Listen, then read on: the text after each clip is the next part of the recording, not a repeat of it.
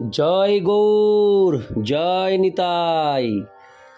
আজ 10ই পৌষ 1431 ও 26শে ডিসেম্বর 2024 বৃহস্পতিবার, একাদশী সফলা। এই সফলা একাদশীর দিন আমি শ্রী চৈতন্য চরিতামৃত পাঠ করছি।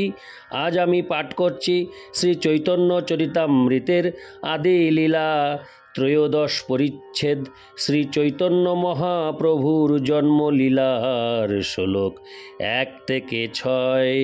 এবং আজ থেকে আমি প্রতিটি একাদশীতে পাঠ করার সময় সেই একাদশীর আমি ব্রত মাহাত্ম্যটাও পাঠ করব, কারণ একাদশী ভগবান শ্রীকৃষ্ণের সবথেকে প্রিয়।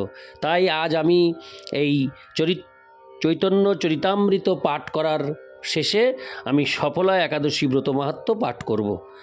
আপনারা সকলেই একাদশী পালন করুন এবং ভগবানের কৃপার পাত্র হন। অডিওর শুরুতে আমি আমার সকল ভক্তিমতী মা ও ভক্তবৃন্দের শ্রীচরণে নিবেদন করে বলছি যে আমার এই অমৃত গ্রন্থ চ্যানেলের শুরুতে গীতা পাঠ আপলোড আছে। আপনারা অমৃত গ্রন্থ চ্যানেলের প্রথমে গিয়ে গীতা পাঠ শ্রবণ করবেন। আর আরেকটি নিবেদন সাথে সাথে আপনাদের শ্রীচরণে, আপনারা যারা আমার এই শ্রী চৈতন্য চরিতামৃত পাঠ শ্রবণ করছেন তারা কৃপাপূর্বক একটি কমেন্টস করবেন। প্রতিটি কাজের পেছনে একটি আনন্দ লুকিয়ে থাকে। আপনারা কমেন্টস করলে আমি সেই অমৃত আনন্দ লাভ করি। তাই যারা এই পাঠ কৃপাপূর্বক শ্রবণ করছেন তারা অবশ্যই কৃপাপূর্বক একটি কমেন্টস করে আমাকে উৎসাহিত করবেন। আর পরিশেষে অমৃত গ্রন্থ চ্যানেলটিকে সাবস্ক্রাইব করে আমার পাশে থেকে আমাকে উৎসাহ প্রদান করবেন ও আশীর্বাদ করবেন। ওং নমো ভগবতে বাসুদেবায়। ওং নমো ভগবতে বাসুদেবায়। শুরু হচ্ছে ত্রয়োদশ পরিচ্ছেদ শ্রী চৈতন্য মহাপ্রভুর জন্মলীলা। শুরুতেই ভূমিকা একটু রয়েছে, আমি সেটি পাঠ করছি, তারপর মূল শ্লোকে প্রবেশ করব। শ্রী চৈতন্য চরিতামৃতের এই ত্রয়োদশ পরিচ্ছেদে শ্রী চৈতন্য মহাপ্রভুর আবির্ভাবের কথা বর্ণনা করা হয়েছে। সমগ্র আদি লীলা, শ্রী চৈতন্য মহাপ্রভুর গার্হস্থ্য লীলা এবং অন্তলীলায় তার সন্ন্যাস লীলা বর্ণিত হয়েছে। অন্তলীলার প্রথম 6 বছর মধ্যলীলা নামে খ্যাত। সেই সময় শ্রী চৈতন্য মহাপ্রভু দক্ষিণ ভারত ভ্রমণ করে বৃন্দাবন গমন করেন। বৃন্দাবন থেকে ফিরে আসেন এবং সংকীর্তন আন্দোলন প্রচার করেন। উপেন্দ্র মিশ্র নামে শ্রীহট্ট নিবাসী এক শাস্ত্রজ্ঞ ব্রাহ্মণ জগন্নাথ মিশ্রের পিতা ছিলেন। জগন্নাথ মিশ্র নবদ্বীপে নীলাম্বর চক্রবর্তীর তত্ত্বাবধানে অধ্যয়ন করতে আসেন এবং তারপর নীলাম্বর চক্রবর্তীর কন্যা শচী দেবীকে বিবাহ করে নবদ্বীপে বসতি স্থাপন করেন। শ্রীমতী শচী দেবীর প্রথমে 8টি কন্যা হয়। সেই কন্যাগুলি জন্মের পর পরলোক গমন করলে নবম গর্ভে বিশ্বরূপের জন্ম হয়। 1407 শকে ফাল্গুনী পূর্ণিমার সন্ধ্যাবেলায় সিংহ লগ্নে সিংহ রাশিতে চন্দ্রগ্রহণের সময় শচীদেবী ও জগন্নাথ মিশ্রের পুত্র রূপে শ্রী চৈতন্য মহাপ্রভু আবির্ভূত হন। শ্রী চৈতন্য মহাপ্রভুর জন্মের কথা শুনে তত্ত্বজ্ঞানী পণ্ডিত ও ব্রাহ্মণেরা নানা রকম উপহার নিয়ে সেই নবজাতক শিশুটিকে দর্শন করতে আসেন। মহান জ্যোতির্বিদ নীলাম্বর চক্রবর্তী শিশুটির কোষ্ঠীর ফল গণনা করে দেখতে পান যে এই শিশুটি হচ্ছেন একজন মহাপুরুষ। এই অধ্যায়ে সেই মহাপুরুষের লক্ষণগুলি বর্ণনা করা হয়েছে। শ্লোক 1। সপ্রসীদতু চৈতন্যদেব যস্য প্রসাদত তল্লীলা বর্ণনে যোগ্য সদ্য সাদধোমোহপয়ম। অনুবাদ: যার কৃপার প্রভাবে অত্যন্ত অধপতিত জন তার লীলা বর্ণনে সমর্থ হয়, সেই শ্রী চৈতন্য মহাপ্রভুর কৃপা আমি প্রার্থনা করি।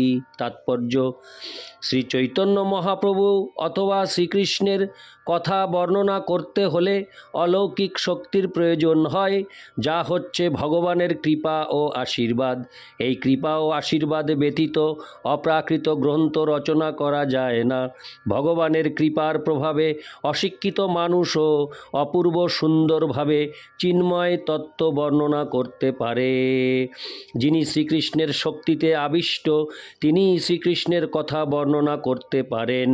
কৃষ্ণ শক্তি বিনা নহে তার প্রবর্তন। চৈতন্য চরিতামৃত অন্ত ৭-১১। পরমেশ্বর ভগবানের করুণার দ্বারা অভিষিক্ত না হলে ভগবানের নাম, যশ, গুণ, পরিকর আদি বর্ণনা করা যায় না। তাই দেখতে হবে যে শ্রীল কৃষ্ণদাস কবিরাজ গোস্বামীর শ্রী চৈতন্য চরিতামৃতের বর্ণনা হচ্ছে গ্রন্থাকারের উপর ভগবানের বিশেষ করুণার প্রকাশ। যদিও তিনি নিজেকে সবচাইতে অধঃপতিত বলে মনে করেছেন, নিজেকে অধঃপতিত বলেছেন বলে আমাদের তা মনে করা উচিত নয়। পক্ষান্তরে যিনি এমন সুন্দর অপ্রাকৃত শাস্ত্র রচনা করতে পারেন, তিনি আমাদের কাছে হরে কৃষ্ণ, অবশ্যই পূজনীয়। ইতি শ্লোক 1, শ্লোক 2। জয় জয় শ্রীকৃষ্ণ চৈতন্য গৌরচন্দ্র, জয়াদ্বৈত চন্দ্র, জয় জয় নিত্যানন্দ। শ্লোকার্থ: শ্রীকৃষ্ণ চৈতন্য মহাপ্রভুর জয় হোক, শ্রী অদ্বৈত চন্দ্রের জয় হোক, শ্রী নিত্যানন্দ প্রভুর জয় হোক। ইতি শ্লোক 2, শ্লোক 3। জয় জয় গদাধর, জয় শ্রীনিবাস, জয় মুকুন্দ বাসুদেব, জয় হরিদাস। শ্লোকার্থ: শ্রী গদাধর প্রভুর জয় হোক, শ্রীবাস ঠাকুরের জয় হোক, মুকুন্দ প্রভু ও বাসুদেব প্রভুর জয় হোক, হরিদাস ঠাকুরের জয় হোক। ইতি শ্লোক 3, শ্লোক 4। জয় দামোদর স্বরূপ, জয় মুরারি গুপ্ত, এইসব চন্দ্রোদয়ে তম কইল লুপ্ত। শ্লোকার্থ: স্বরূপ দামোদর ও মুরারি গুপ্তের জয় হোক। এই সমস্ত দীপ্তিমান চন্দ্র একত্রে উদিত হয়ে এই জড়জগতের অন্ধকার দূর করেছেন। ইতি শ্লোক 4, শ্লোক 5। জয় শ্রী চৈতন্য চন্দ্রের ভক্ত চন্দ্রগণ, সবার প্রেম জ্যোৎস্নায় উজ্জ্বল ত্রিভুবন। হরে কৃষ্ণ। শ্লোকার্থ: শ্রী চৈতন্য চন্দ্রের সমস্ত ভক্ত চন্দ্রগণের জয় হোক। হরে কৃষ্ণ। তাদের কিরণরূপী প্রেম জ্যোৎস্নায় ত্রিভুবন উজ্জ্বল হয়ে উঠেছে। তাৎপর্য: এই শ্লোকে আমরা দেখতে পাই যে চন্দ্রকে বহু বচনে চন্দ্রগণ বলে বর্ণনা করা হয়েছে, অর্থাৎ বহু চন্দ্র রয়েছে। ভগবদ্গীতায় 10-21 ভগবান বলেছেন, নক্ষত্রানামহং শশী, নক্ষত্রদের মধ্যে আমি হচ্ছি চন্দ্র। সমস্ত নক্ষত্রগুলি হচ্ছে চন্দ্রের মতো। পাশ্চাত্যের জ্যোতির্বিদেরা মনে করেন যে নক্ষত্রগুলি হচ্ছে সূর্যের মতো, কিন্তু বৈদিক জ্যোতির্বিদেরা বৈদিক শাস্ত্রের নির্দেশ অনুসরণ করে বিবেচনা করেন যে নক্ষত্রগুলি হচ্ছে চন্দ্রের মতো। সূর্যের অত্যন্ত উজ্জ্বলভাবে কিরণ বিকিরণ করার ক্ষমতা রয়েছে এবং চন্দ্র সূর্য কিরণ প্রতিফলিত করে, তাই তাকে উজ্জ্বল দেখায়। শ্রী চৈতন্য চরিতামৃত গ্রন্থে কৃষ্ণকে সূর্যের সঙ্গে তুলনা করা হয়েছে। পরম শক্তিমান হচ্ছেন পরমেশ্বর ভগবান শ্রীকৃষ্ণ ও শ্রী চৈতন্য মহাপ্রভু।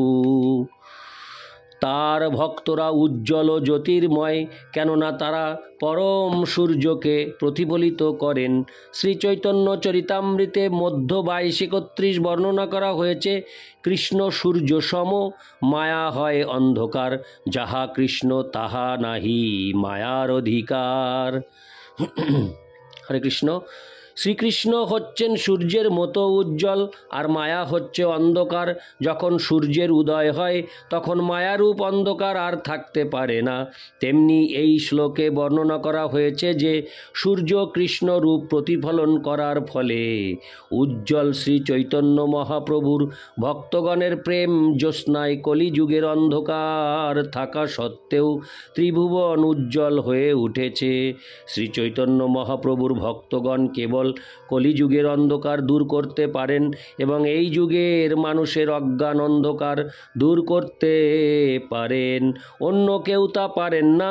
তাই আমি আশা করি কৃষ্ণ ভাবনামৃত আন্দোলনের সমস্ত ভক্তরা যেন এই পরম সূর্যকে প্রতিফলিত করার মাধ্যমে সমগ্র জগতের অন্ধকার দূর করেন।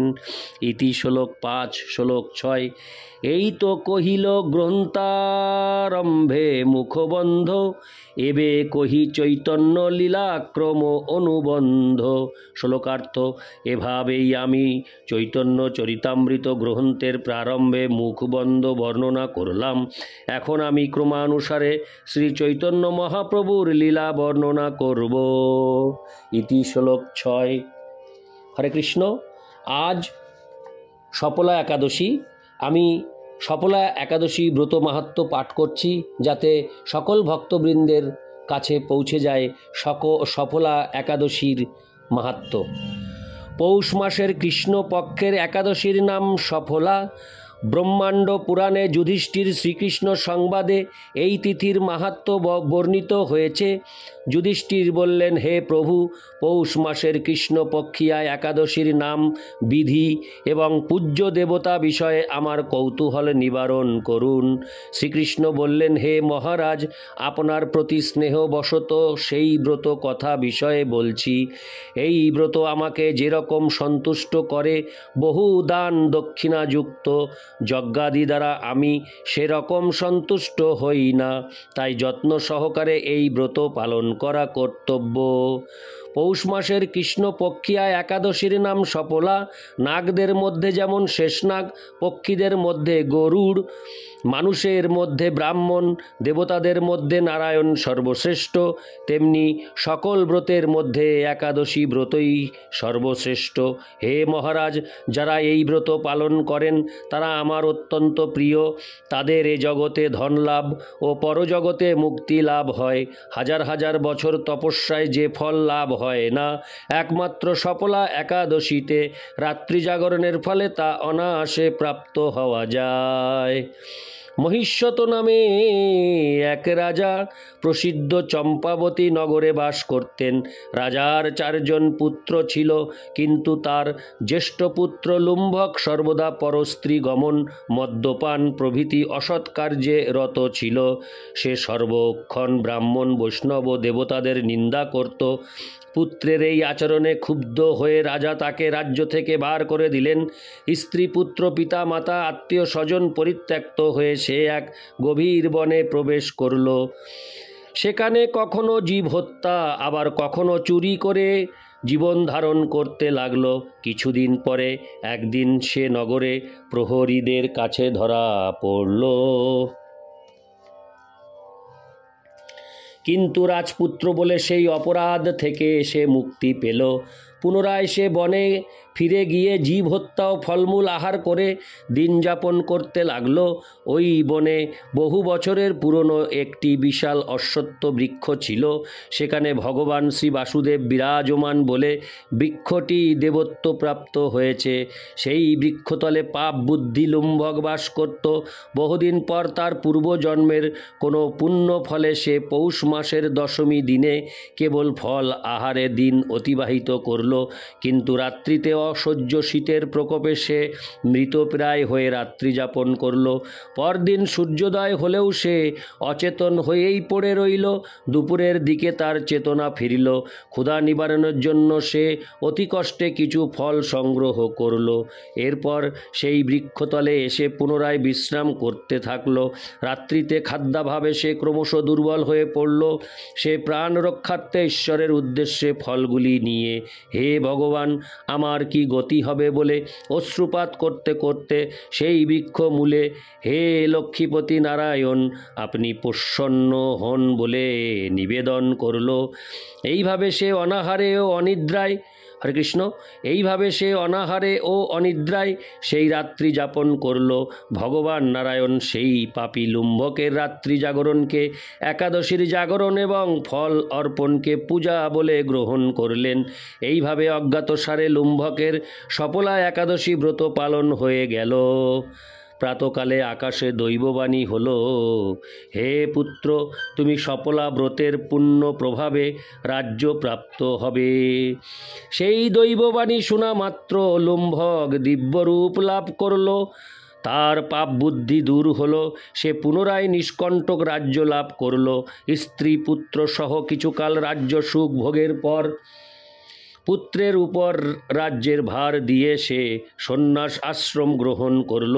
অবশেষে মৃত্যুকালে সে অশোক অভয় ভগবানের কাছে ফিরে গেল।